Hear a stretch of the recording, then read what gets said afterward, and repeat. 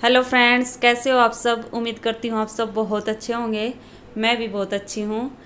स्वागत है आपका फिर से एक नए व्लॉग में। और आज है 19 तारीख सोमवार और अभी हुआ है सुबह का टाइम।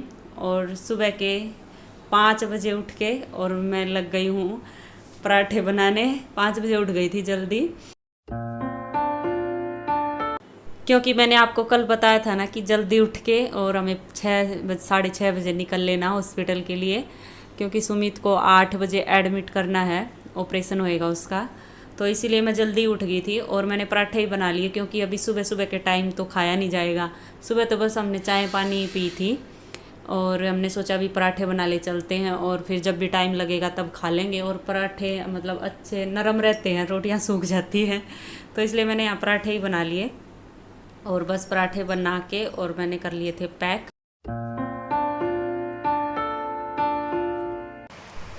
और सारी तैयारियां तो आने के लिए मैंने कल रात को ही सारी तैयारियां करके सो गई थी। बैग वैग सब पैक कर दिया था, वो मैंने आपको पहली वीडियो में दिखा दिया था।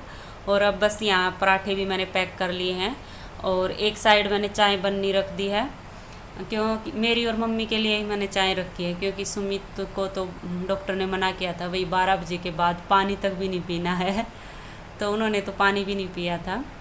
बस मैंने और मम्मी ने ही पपीता खाया था पहले। तो मैंने पपीता काट दिया था, ये पपीता रखा था। हमने सोचा भी बाद में फिर ख़राब होगा तो खा के ही चले जाते हैं इसको। तो पहले तो हमने पपीता खाया था और फिर हमने पी थी चाय। और बस चाय पी के फिर मैं चली गई थी नहाने, और नहा धो के फिर हम रोहतक की तरफ रवाना हो गए थे।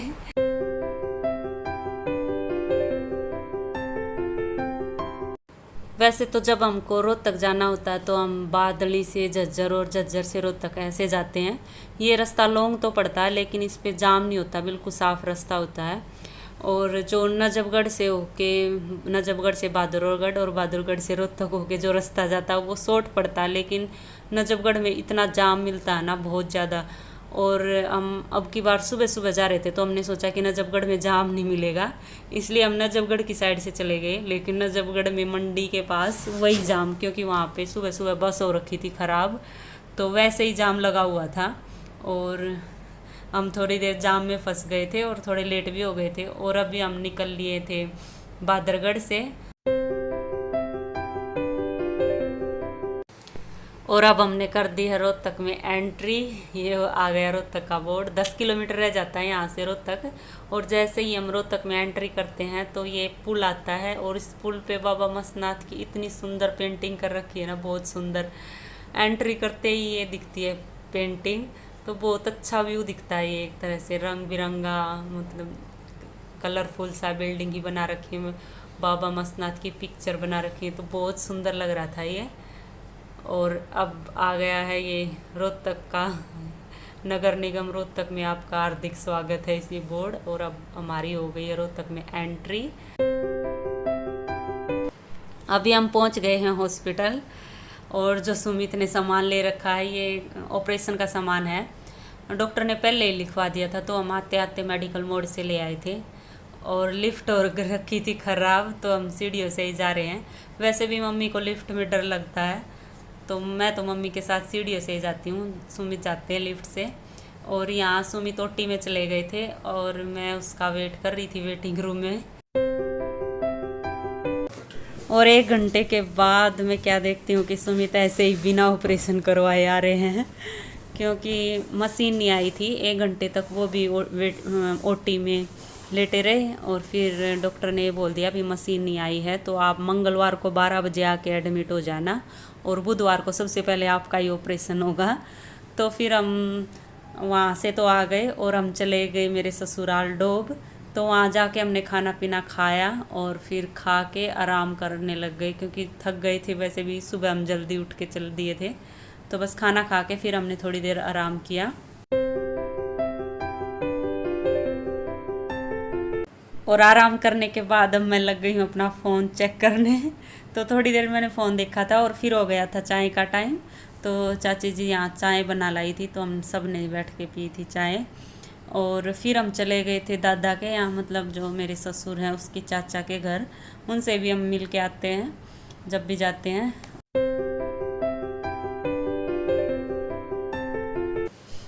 और लो भाई, ये है हमारे दादा की डायरी, जो भैंसों की डायरी कर रखी है। तो लो, ये आपको मैं डायरी भी दिखाती हूँ। और यहाँ रख दिया है आरा लगा के, और ये क्या बिनोले बिनोले रख आरे पे रखेगी अभी दादी। और ये चूल्हा बना रखा है। और अभी ये देखो भैंसों की खोर कितनी लंबी है देख रही है भैंस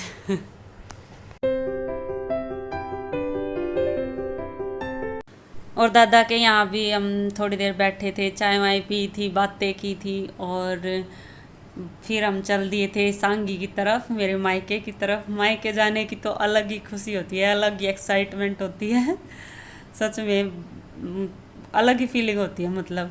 और अब मैं यहाँ ले रही हूँ फ्रूट वहाँ ले जाने के लिए। और मैं सेब वहीं भूल आई थी, तो मैं दोबारा जाके लेके आई हूँ सेब।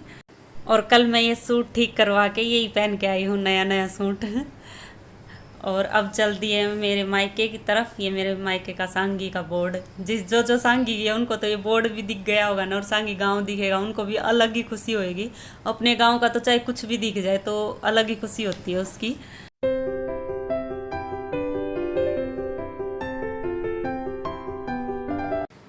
और ये साइड साइड में जो नदी है ना, ये नदी मेरे ससुराल में भी जाती है और मेरे मायके से भी जाती है। और अभी हम पहुंच गए हैं सांगी, मेरे गांव में। और ये आ गया सांगी का बस अड्डा।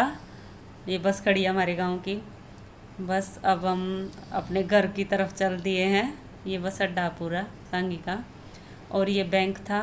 और इधर मेरा स्कूल आ गया, मैं इसी स्कूल में पढ़ाई की थी मैंने, गवर्नमेंट स्कूल है ये। ये कौन है? ये कौन है? और अभी पहुंच गई हूँ मैं अपने घर।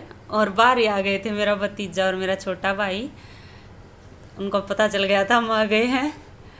और ये आ गया है मेरा घर, एंट्री हो गई है हमारी और मेरी मम्मी सामने ही खड़ी है और मेरी भाभी भी आ गई है, देखो।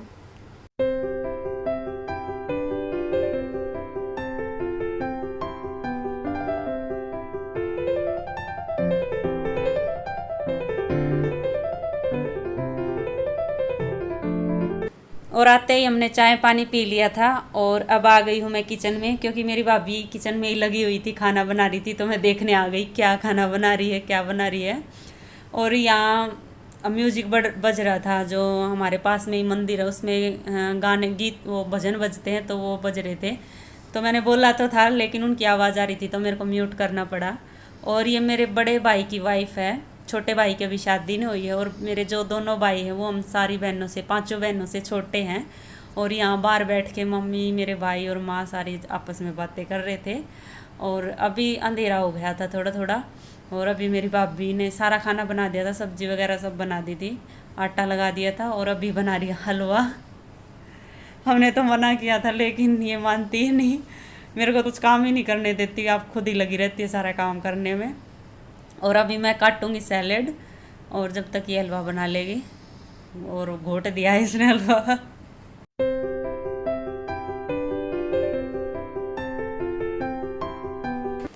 और अभी लग गए हम खाना खाने।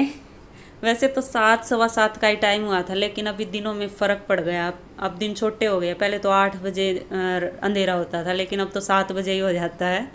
और मेरी भाभी बना रही है चूल्हे पे रोटी, और बहुत दिनों बाद चूल्हे की रोटी खाने को मिली। और मैं तो जब भी गांव जाती हूँ ना, मैं तो चूल्हे की रोटी खाती हूँ। और नीचे बैठ के खाते हैं, एकदम मज़ा आ जाता है। गांव की फीलिंग की अलग ही होती है।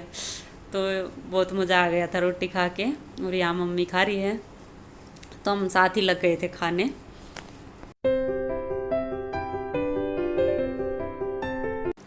और मेरी भाभी गर्मा गर्म बना के देती जा रही है रोटियां, और हम खाते जा रहे हैं। सच में एक रोटी ज़्यादा खाई गई मेरे से। तो मैं जब भी गांव जाती हूँ 1 रोटी ज़्यादा ही खाती हूँ, पता नहीं, वो गर्मा गर्म मिलती हैं। और चूल्हे की रोटियां बहुत टेस्टी लगती हैं। और अभी खाना खाने के बाद सूट देखने लगे हुए हैं यहाँ। मेरी बहनों ने सूट मंगवाए थे अपने अपने, तो वो मम्मी सबको दिखा रही है वो कैसे कैसे सूट मंगवाए हैं। तो वो सारे हमने सबने खा पी लिया है। और मेरी भाभी कर रही है बर्तन साफ, बस ये बर्तन साफ करने बचे थे। और हमारा सारा काम हो गया। अब हम बैठ के बातें करेंगे बाहर। और अभी क्या टाइम हुआ है? और अभी 8 ही बजे हैं। 8 बजे हमारा सारा काम खत्म हो गया है। बस अब बातें करेंगे। चलो फिर इस व्लॉग का यही कर लेते हैं एंड, और मिलते हैं आगे एक और नए व्लॉग में। तब तक के लिए bye bye, take care. Video देखते रहना, पसंद आए तो लाइक जरूर कर देना, और जो चैनल पे नए हो सब्सक्राइब कर लेना। Bye bye.